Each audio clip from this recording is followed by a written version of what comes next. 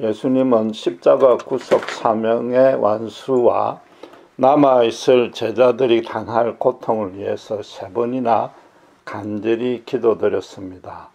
그 기도가 끝나자마자 핍박이 본격적으로 시작이 되었고 하루도 지나지 않아서 십자가의 죽음으로 이어졌습니다. 주님께서 앞으로 일어날 상황을 어떻게 전개될지 모를 리가 없었습니다. 따라서 사실상 주님은 당신의 죽음을 위해서 기도드린 것입니다. 그런데 이 십자가 죽음이 예수님 개인만의 죽음으로 그치지 아니했습니다. 인간의 역사를 그 전과 후로 분명히 달라지게끔 만든 그 분기점이 되었습니다. 골고다 언덕에 박힌 나무 십자가는 이 땅에 강력하게 도래한 하나님의 나라의 뿌리가 굳건히 박히도록 했습니다.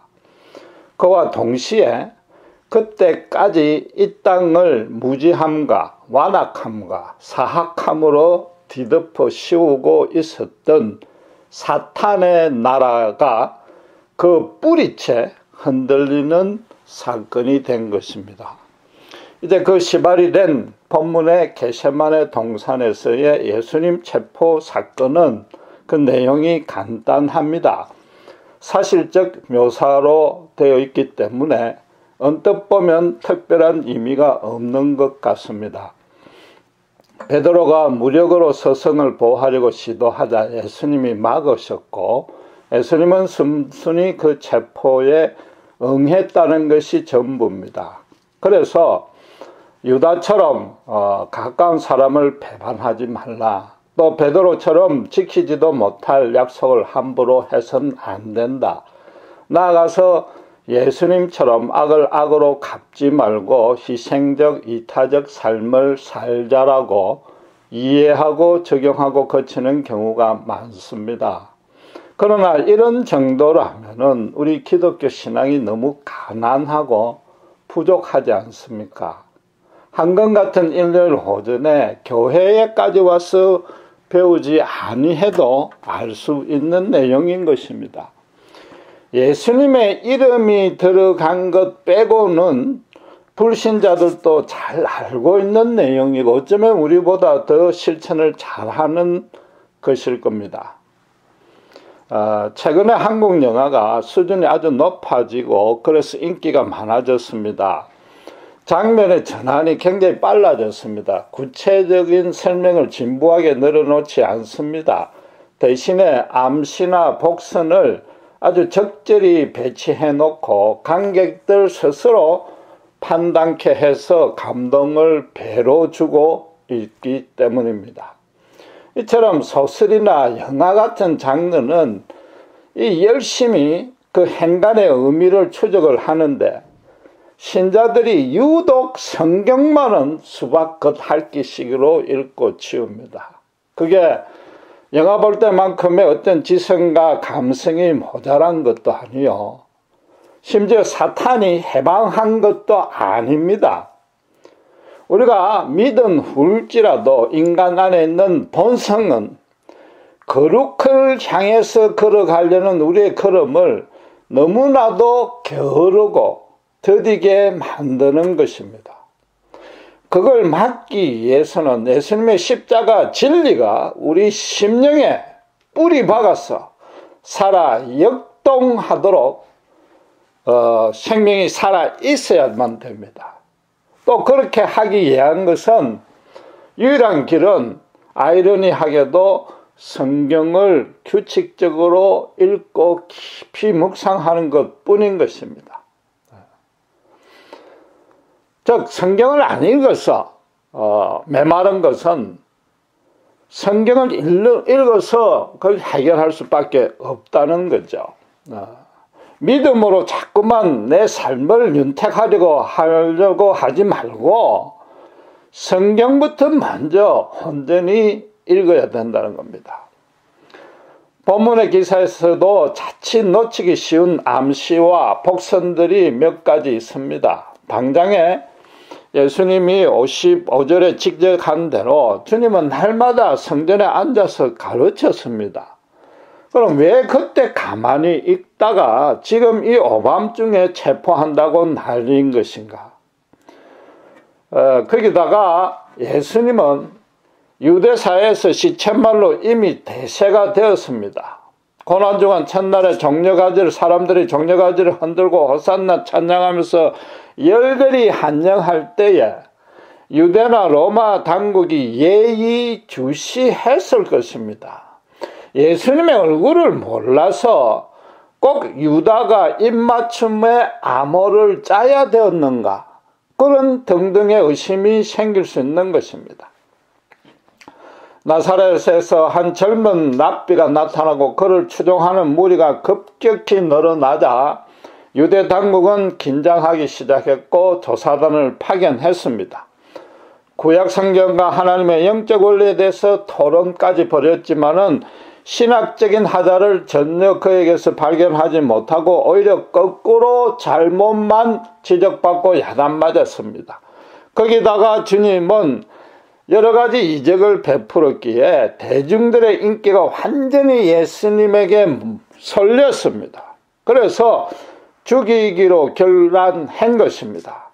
며칠 전에 예루살렘에 나귀를 타고 입성할 때도 사람들이 사실상 유대왕으로서 경배하고 유대왕으로서 행진했습니다. 6월절에 200만 명이 넘는 로마 제국 각지에서 온 디아스포라 유대인들까지 가세하면은 그 추종에 모이면은 큰일이다 싶어서 더 이상 늦출 수가 없었습니다. 그러나 마태복음 26장 5절에서 보듯이 민요가 날까봐 절기 중에 말고 절기 후에 체포하기로 계획을 짰었는데, 우리가 몇 번 살펴본 대로 주님은 6월절 식사를 하루 앞당겨서 해버렸습니다. 거기서 유다와 자기들 간의 모반이 탄로가 났기 때문에 어쩔 수 없이 지금 서둘러서 체포를 결행한 것입니다. 그런데 대낮에 체포를 하다 보면은 사람들의 반발이 심해질 것입니다. 한밤중에 사람의 시선이 차단된 아주 한적한 곳에 체포하기로 한 겁니다. 거기다가 유대인들을 비롯해서 고대 남자들은 이게 면도하는 게 쉬운 일이 아니어서 수염을 깎지 않기 때문에 모두 터부룩하게 수염이 덮여 있습니다. 당시 옷도 투박하고 우중충한 단색에다가 모두가 동일한 스타일의 옷을 입고 있습니다. 그러니까 이 컴컴한 밤중에 남자 어른들이 여러 명 함께 모여 있으면은 누가 누군지 식별할 수가 없는 겁니다. 결정적으로는 이사야서 53장 2절의 예언대로 주님께는 흠모할 만한 아름다움이나 풍채가 전혀 없었습니다. 이스라엘의 초대왕 사울처럼 남들보다 머리가 하나가 더 큰 것도 아니요, 둘째 왕 다윗처럼 영민한 똘똘한 그런 소년의 기풍도 없었습니다. 너무나도 평범한 보통 유대인이었던 겁니다. 그러니까 모든 사람을 대신해서 십자가의 제물로 드려져야 됐기 때문입니다. 유다가 예수님을 노예 한 명의 몸값에 불과한 은 30냥 아주 헐값에 팔아 넘겼는데, 그게 꼭 그가 돈 욕심이 있었기 때문만이 아니었다고 우리가 따져봤습니다. 그런데 지금 55절에서 예수님 말씀대로 꼭 유다의 도움이 없더라도 유대 당국은 마음먹으면 언제든지 예수님을 체포할 수 있었습니다. 그러나 지금처럼 밤중에 아무도 모르게 조용하게 체포할 수 있는 정보만 제공했기 때문에 그 몸값이 그렇게 살 수밖에 없었던 것입니다. 이왕에 지금 체포하게 된 마당에서는 6월절 전에 모든 절차를 끝내려 한 겁니다. 나무에 달린 시체도 빨리 내려야 되니까 속전속결로 밤새도록 무리하게 재판을 결행했고 곧바로 사형 집행을 했습니다. 그때 시체를 빨리 끌어내리려고 좌우의 죄수들의 다리를 꺾었지만은 주님은 이미 운명해 있었던 겁니다. 살펴본 대로 유대 지도자들은 정말 이 뱀처럼 사악하고 지혜로웠습니다. 자기들이 계산한 그대로 십자가 천형을 완벽하게 진행했습니다. 그들이 염려했던 것은 혹시라도 예수님이 신기한 능력을 사용해서 저항할까봐 그게 관심이 있었습니다. 그러니까 47절에 큰 무리가 금과 몽치를 갖고 나타난 것인데 예상외로 주님은 그 체포에 순순히 응해버렸습니다. 틀림없이 속으로 이렇게 유력하고 별다른 능력도 없지 않는가라고 여겼을 겁니다. 그들은 사실은 잔뜩 겁을 먹고 긴장하고 왔는데 막상 아무것도 아니라고 판명이 되니까 더 멸시하고 비아냥거린 거죠. 그게 사람의 심리인 겁니다. 그러니까 네가 메시아거든 십자가에서 내려와 보라고 조롱도 하고 한 겁니다. 그 유명하고 능력 많았던 예수님을 자기들이 꼼짝 않도록 못하도록 묶었으니까 마치 자기 능력이 자기가 더 똑똑한 양 도치감에 빠져서 조롱 마음껏 멸시한 거죠. 그게 인간이 얼마나 치사하고 비겁한지 보여주는 예인 거죠. 이런 서성에 너무나 무력히 당하는 모습을 보자 제자들은 일순간 다 도망갔습니다. 유대 지도자들은 어쩌면은 이렇게 간단하게 끝날 일을 가지고 그동안에 괜히 골머리 섞었고 조사단을 보내고 시간과 경비를 낭비했다 싶었을 겁니다. 한편으로 아주 시원하지만은 너무 싱겁게 끝나니까 허전했을 수도 있습니다. 그러나 그들이 예수님의 이렇게 순순히 체포에 당하는 사건 가운데 내재되어 있는 하나님만의 암시와 복선은 전혀 읽지 못했습니다. 우선에 54절 56절의 말씀대로 하나님의 말씀과 성경이 선지자를 통해서 하신 그 말씀이 완벽하게 이루어졌단 말이죠. 그렇게 체포됨으로 해서 시편 4편 9절의 말씀대로 가롯 유다의 배반을 예고했던 것이나 스가랴서 11장 12절의 말씀대로 은 30냥에 팔릴 것이라는 예고나 이사야서 53장 12절의 말씀대로 죄인과 함께 못 박힐 것이나 스가랴서 12장 10절의 말씀대로 그 수족이 찔릴 것이라는 예고나 시편 34절 20절의 말씀대로 그럼에도 뼈는 뜯기지 아니할 것이며 이사야서 53장 9절에 부자의 묘실에 묻힐 것이라는 등등의 그 많은 예언들이 한치의 오차도 없이 성취된 것입니다. 한두 개까지 성취되는 것은 우연의 일치라고 할 수 있지만은 구약 전체에 그 수많은 예언들이 완벽하게 십자가에서 집대성되어서 실현된 것입니다. 그건 삼위 하나님의 태초부터 있었던 완전한 작정임의 확실한 겁니다. 참으로 신묘하지 않습니까? 하나님의 예언이 성취되었다는 그런 간단한 얘기는 아닙니다. 그건 하나님께 너무나 식은 죽 먹긴 거죠. 구약 성경의 최고의 전문가들이 예수님의 메시아됨을 부인하려 했습니다.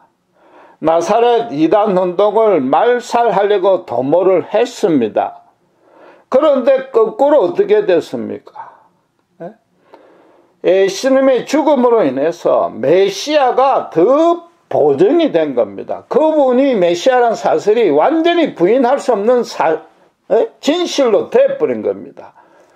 그러나 유대 지도자들은 그렇게 되리라고 상상도 못했고 또 그렇게 된 후에도 그걸 전혀 눈치를 못 챈 겁니다. 당시 사회에서 인간 최고의 지성인과 종교가들이 모략과 지혜를 총동원해서 실제로 정치적으로 종교적으로 최대의 승리를 이루었다고 자부를 했습니다. 그러나 하나님의 관점에서 볼 때는 이건 역사적으로 가장 사악하고 교만하고 무지하기까지 한, 어리석기까지 한 최대의 실패였음을 그들은 몰랐던 겁니다. 예수님이 26장 45절에 마지막 기도를 마치고 난 후에 인자가 죄인의 손에 팔리우리라고 그랬습니다. 십자가 처형을 속 시원하게 해치우고 지금 승리감에 도취돼 가지고 어쩌면 표정 관리하기 바쁜 세상에서의 최고인들을 향해서 주님은 하나님의 본체로서 너희들은 죄인들이라고 선포한 것입니다. 그들에게 더 불행했던 사실은 예수님이 그들을 정죄하려고 심판하려고 그 말씀을 한 게 아닙니다. 예수님이 뭐라고 그랬습니까? 의인을 구하러 온 것이 아니라 죄인을 구하러 왔다고 그랬습니다. 그러니 지금 죄인이라고 선포했으니까 구원하러 온 그 죄인들 중에 자신을 체포하고 사형을 시킨 그들도 포함된다는 것입니다. 그들도 구원받아야 될, 예수님의 은혜를 받아야 될 그런 죄인인 줄도 모르고 예수님이 바로 그 일을 위해서, 자기들을 위해서, 자기들 구원을 위해서 십자가에 죽었다는 그 엄청난 사랑을 모르고 있었다는 게, 그게 얼마나 더 불행한 일이냐 말이죠. 예수님이 십자가에 운명하기 직전에 뭐라고 그랬습니까? 자기들이 하는 짓을 모르니 용서해달라고 성부 하나님께 간절히 빌었지 않습니까? 하나님의 구원을 받고 안 받고의 기준은 도덕적 선행이냐, 어떤 종교적 업적이냐가 절대 아니고, 이러니까 십자가밖에 없는 것입니다. 불행하게도 오늘날의 세상 사람들도 신자가 로마의 사형수에 불과한 예수를 믿는 것을, 또 그걸 따르는 것을 우습게 여기는 것이 이성적으로 아주 합당한 일이라고 그들은 자부하고 있단 말이죠. 자기들은 똑똑하다고 여기는 거죠. 그러나 그게 하나님의 관점에서 보면은 인간이 자기 인생 중에서 범할 수 있는 최대의 실패요, 최대로 어리석은 짓이란 걸 모르고 있는 거죠. 이 체포기사에서 사실은 가장 중요한 복선이 하나 더 남아 있습니다. 왜 그들은 제자들, 특별히 베드로를 함께 체포하지 아니했습니까? 법적으로 따지면은 예수님은 사상범이고 베드로는 살인미수 현행범입니다. 칼로 저항했기 때문에 공무집행방해 등 여러 죄가 생길 겁니다. 물론 예수님께서 당장 길을 붙여서 원상 복귀시켰으니까 문제를 삼지 않았을 수도 있습니다. 그러나 그 후에 베드로가 대제사장의 간접까지 따라갔습니다. 재판을 보고 있는 중에 3번이나 사람들에게 의심을 받았습니다. 그렇다면 속된 말로 일단 체포해서 족치면은 예수님의 공범인 줄 알게 됩니다. 그러면 십자가의 천형까지는 몰라도 투옥하거나 채찍을 때리는 형벌을 줄 수 있는데도 왜 그러지 아니했냔 말이죠. 그 이유가 뭐겠습니까? 아주 간단합니다. 오직 하나입니다. 그들은 베드로를 비롯한 제자들에게는 아무 관심이 없었던 겁니다. 예수님을 잡아 죽이는 데만 혈안이 되었던 겁니다. 큰 무리들이 검과 몽치로 무장한 것은 예수님이 또 다른 권능을 드러낼까봐 노심초사했기 때문이고, 그래서 가룟 유다가 예수님을 정확하게 지목해달라고 요구한 까닭도 오직 예수만 잡겠다는 거죠. 무슨 뜻입니까? 역으로 말하면은 예수님을 그만큼 증오했다는 겁니다. 나아가서 예수님이 없어지면은 제자들이나 추종하는 무리는 단번에 오합지졸이 된다는 거죠. 예수님 한 명을 제거해버리면 나머지는 저절로 와해될 것이라는 거죠. 유대 지도자들이 생각할 때는 저들이 예수를 따르는 이유는 큰 질병을 고쳐주고 오병이어로 먹을 것을 챙겨주고 비천하고 소외된 또 율법의 죄인들을 교제하니까 따른다고 판단한 거죠.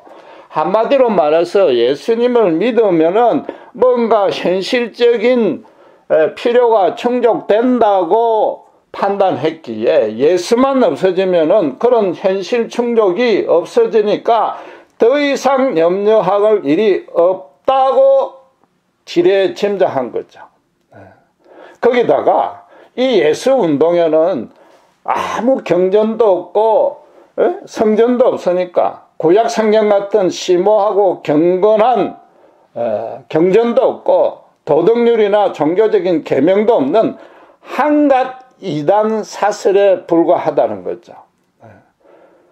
예수님만 없어지면은 끝날 것이라는 그들의 예상은 이번에도 들어맞았습니다. 세상 최고 수준의 지혜가 또다시 빛을 발휘했습니다. 그런데 그들이 예수님을 메시아임을 부인하려다가 더 확정시켜 주었던 것과 같은 똑같은 역사가 이번에도 드러난 것입니다. 제자들을 체포하지 아니함으로 해서 오히려 하나님의 영원하고 절대적인 진리가 온전히 드러났습니다. 그게 무엇입니까? 바로 예수님이 없다면 모든 인간은 아무것도 아니라는 겁니다. 예수님의 그 실체가 없어지면은 예수님의 능력만 없어지는 것이 아니라 그 제자들의 인생의 삶의 소망과 의미와 가치가 모두 상실된다는 진리입니다. 너무나도 신묘하지 않느냐 말이죠. 유대 지도자들은 예수님의 이적, 그 권능을 중지시키면은 예수 운동도 자동적으로 소멸될 것을 기대했습니다. 실제로는 처음에는 그렇게 됐습니다. 그러나 예수님이 3일 만에 부활하자 상황은 정반대로 전개됐습니다. 비록 제자들이 아직까지는 두려움에 빠져서 스무스 모이긴 했지만은 이전과는 전혀 다른 사람이 되었고 예수 운동은 더 활활 불붙게 되었던 것입니다. 왜 그렇게 되었습니까? 예수님이 요한복음 11장 25절 26절에 말씀하신 대로 당신이 부활이요 생명이니까 나를 믿는 자는 죽지 않을 것이요 살았어도 믿는 자는 영원히 죽지 아니한다는 그 말씀이 실체가 되었다는 것을 그들은 깨달았던 것입니다. 예수님께서 자기들을 서성이면서도 발을 씻겨줄 때에 또 다른 보혜사 진리의 영 성령이 오시면은 당신께서 가르치신 그 모든 말씀들이 영원하고 절대적인 진리임을 알게 될 것이며 그 진리가 너희를 자유케 할 것이라는 약속이 그들에게 응해진 것입니다. 제자들은 완전히 자유함을 얻었던 것입니다. 그 진리가 무엇입니까? 성경에 게시된 기독교 교리나 계명이 아닙니다. 요한복음 14장 6절의 말씀대로 내가 길이요 진리요 생명이니 나로 말미암지 않고는 아버지께로 나아올 자가 없다고 그랬습니다. 예수님 당신이 곧 진리였단 말이죠. 예수님이 누구인지, 십자가에 드러난 하나님의 진리가 무엇인지를 알 때만이 인간이 근본적으로 새 사람으로 변할 수 있고 세상을 이겨나갈 수 있는 것입니다.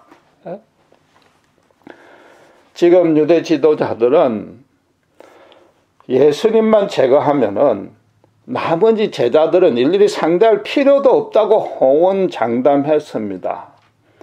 그런데 실제로 제자들이 그렇게 되었습니다. 역으로 말하면은 예수님이 있으면은 유대의 지도자들이 아무리 해도 감당할 수 없는 예수님과 똑같은 자들이 된다는 뜻이죠. 부활 생명이 그들에게 있으니까 그들이 감당 못하게 되었단 말이죠. 이게 얼마나 놀라운 하나님의 역설이요 복선이냐 말이죠. 서두에서 많은 신자들이 본문을 간단하게 서성을 배반하거나 부인하지 말라, 악을 악으로 갚아라, 또 예수님처럼 평화주의자로 살아라고 이해하고 치운다고 그랬습니다. 그러면 거기에서 예수 이름만 빼면은 불신자의 도덕률과 똑같아진다고 말했습니다. 실제로 그렇습니다. 이 세상의 모든 종교가 절대자를 믿고 신을 믿고 하느님이라 했던 그 이름이 어쨌든지 간에 하나님을 믿는다 쳐도 우리 믿음은 다른 것입니다. 기독교 신앙은 예수님의 그 거룩한 이름을 붙드는 것입니다. 그 이름에 담긴 너무나도 풍성하고 오묘하고 거룩한 권능과 은혜와 진리와 사랑을 우리 존재 안에 완전히 담는 것입니다. 예수님의 생명이 나의 것이 되는 것이고 예수님이 전부이자 끝이 되는 것입니다. 예수님을 1:1로 인격적으로 만나서 완전히 새로운 사람으로 뒤집어지는 체험을 반드시 해야 되는 겁니다. 그 이후에 세상 속에 살면서도 예수님의 그 거룩하고 의로운 강체를 내 주변에, 신자 주변을 향해서, 이웃을 향해서 반사하며 살아가는 것이 그 실제 삶이 우리의 신앙인 것입니다. 예수로 인해서 실제로 살고 죽고 있어야 되는 겁니다. 그렇다고 해서 예수님처럼 완벽하게 경건하고 거룩해라는 뜻도 아니요. 모든 것을 다 바쳐 오직 기독교 신앙 활동만 하라는 뜻도 아니요. 심지어 딴 것까지 가서 복음 전파하다가 순교하라는 뜻도 아닙니다. 예수님의 생명이 나에게 참 생명이 되어 있는지 안 되어 있는지 판단할 수 있는 첫째가는 유일한 기준이 있습니다. 그게 뭐냐 하면은 내가 예수 믿기를 정말로 잘했다는 확신이 있느냐 없느냐는 것입니다. 예수님을 믿지 아니했더라면은 정말 큰일 날 뻔했다. 그건 죽음과 다름없다라고 저절로 실토가 나와야 합니다.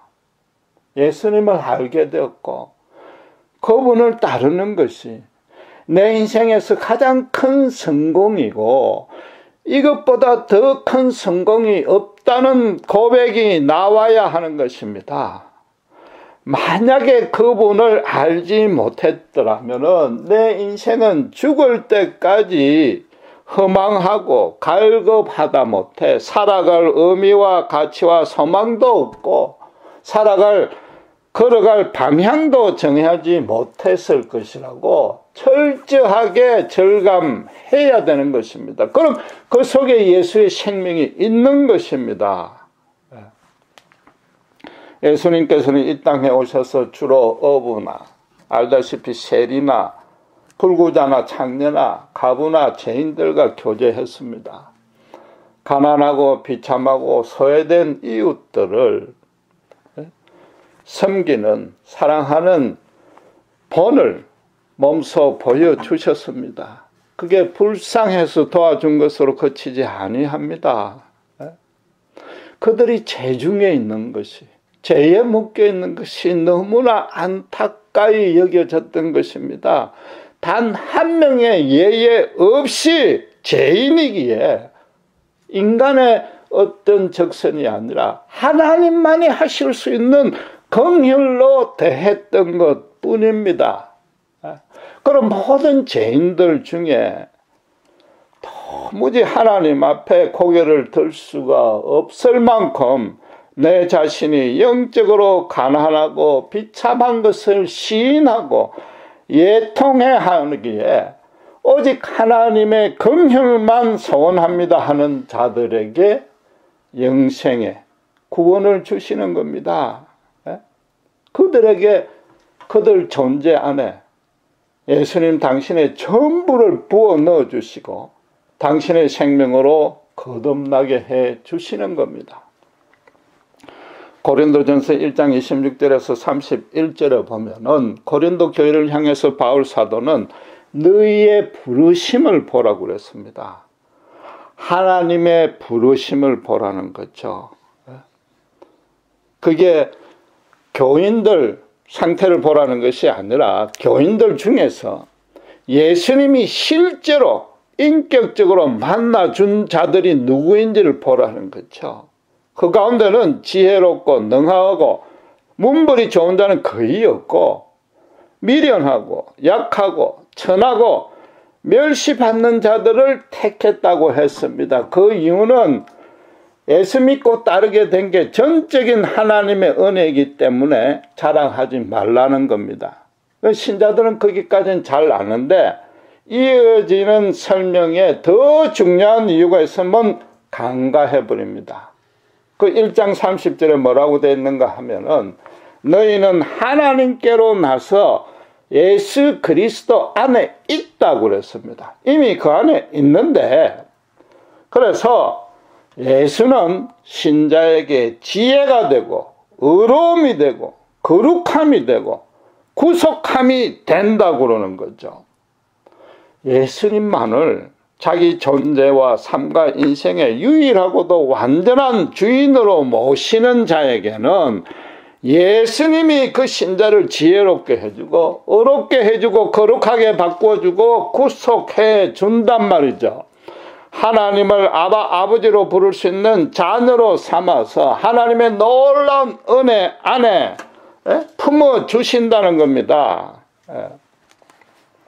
십자가 우편에서 사형당한 그 강도는 예수님 그분만을 받아들였습니다. 그 강도가 교리대로 따라 살고 성화하는 그런 신앙으로서 살아가는 생활하는 기회는 전혀 없었고 무엇이 교리인지도 전혀 몰랐습니다. 오직 예수님만 인격적으로 시인하고 받아들였습니다. 그러자 예수님과 함께 낙원으로 옮겨졌습니다. 그럴 리는 없지만은 만약에 그 사형수가 사형이 면제되어서 살았다 칩시다. 그래도 그는 다른 모든 것은 포기해도 예수님만은 포기하지 아니했을 겁니다. 오늘날의 신자가 자기 속에 예수 생명이 있는지 없는지 점검하는 기준도 바로 이겁니다. 내가 가끔 쓰러지고 넘어질지라도 예수를 몰랐던 이전의 모습으로는 죽으면 죽었지 돌아가지 않겠다는 확신 가운데 있으면 예수님의 거룩함이 우리의 거룩함이 되는 것입니다. 본문 말씀에 비추면은 겟세마네 동산에서의 하나님의 복선을 보지 못했던 유대 지도자들의 그 가장 큰 착각과 무지함에서만 벗어나면 예수님께서 우리를 인도해 주신단 말이죠. 당신의 영광으로 반드시 이끌어 주신다는 겁니다. 이건 참으로 심각한 얘기입니다. 너무나 우리가 진지하게 생각해 볼 말씀입니다. 오늘날 우리가 그렇게 열심히 전도하는데 불신자들이 왜 선뜻 교회 나오지 않습니까? 저들 눈에 교회 안에 예수가 없음을 보았기 때문입니다. 신자들이 예수가 없는 것처럼 살고 있다는 걸 알기 때문인 겁니다. 말씀과 기도를 하면서 자기 속에 있는 예수 생명을 더 키우려는 목적은 전혀 없고, 어떻게 하면 예수의 능력을 빌려서 자기가 풍성해지려고 하고 있음을 그들도 눈치챈 것입니다. 지금 대제사장이 예상했던 것과 똑같이 예수님의 능력만 없어지면은 당장에 3번 부인하는 베드로처럼 순식간에 변하는 교인들이 거의 전부단 말이죠. 베드로처럼 부활을 보고 성령을 받아서 부활 생명을 소지하여 십자가에 거꾸로 달리는 그런 신자는 거의 눈 닫고 볼 수가 없다는 겁니다. 여러분, 신자란 것은 세상에서 그 신분과 위치가 어찌하든지 간에 아무리 궁핍하든지 간에 예수 생명을 소지하고 있는 겁니다. 그리스도 안에 있는 것입니다. 어떤 핍박과 손해라도 감수하고 세상의 죄와 사탄과 사망에 당당히 맞서 싸울 수 있고, 또 그러면 승리할 수 있습니다. 초대교회 신자들은 예수님의 실체가 없어졌습니다. 부재했습니다. 그랬는데 실체가 계셨을 때보다도 더 큰 권능을 발휘했습니다. 예수님이 계셨을 때는 지금 겟세마네 동산의 사건에서 보듯이 예수 한 명만 상대했으면 됐는데, 예수님을 죽이고 나니까 이제는 예수와 똑같은 자들을 수백, 수천, 수만 명을 상대했어야 됐단 말이죠. 그게 이 오늘 본문의 기사의 뜻인 겁니다. 저와 여러분이 지금 그런 큰 권능 안에 있습니다. 이 은혜가, 이 생명이 얼마나 귀한지 확신하면서 진정으로 날마다 예수님 앞에 엎드리면은 예수님의 지혜와 의로움과 거룩함과 구속함이 그 초대교회 신자나 베드로나 바울 이상으로 우리를 통해 세상에 번져 나갑니다. 연병처럼 번지고 세상은 그걸 도저히 감당할 수 없게 되는 것입니다. 기도하겠습니다. 하나님 아버지, 오늘 감사합니다. 겟세마네 동산에서 유대 지도자들은, 세상의 최고 권력자들은 예수 한 명만, 특별히 예수의 능력만 없애면 예수 운동이 사그러질 것이라고 착각했습니다. 그러나 초대교회 신자들은 예수님의 실체가 없어지자 오히려 계셨을 때보다도 더 큰 권능과 담대함으로 세상과 당당히 싸워서 이겼습니다. 오늘날 세상이 교회 안에서, 신자들 안에서 예수님 그분이 사라졌고 세상과 똑같은 도덕률만 가르치고 있기에 교회를 예면하는 줄 믿습니다. 이것이 얼마나 심각한 잘못인지, 얼마나 잘못된 방향으로 걸어가고 있는지 깊이 깨닫게 하시고 회개하시고 우리부터 먼저 주님 앞에 바로 서는 자들 되게 해 주시옵소서. 그리스도 안에 있기에, 부활 생명을 소지하고 있기에 세상과 우리가 담대히 싸우기만 하면은 예수님의 거룩함이 우리의 거룩함으로 변화되고 주께서 예비해 놓으신 영광의 자리에까지 이끌 줄 믿습니다. 이런 놀라운 권능과 은혜를 놓치지 아니하는 우리 모두들 되게 주님 인도하시고 복 내려 주시옵소서. 감사합니다. 우리 주 예수 그리스도 이름으로 기도드렸습니다.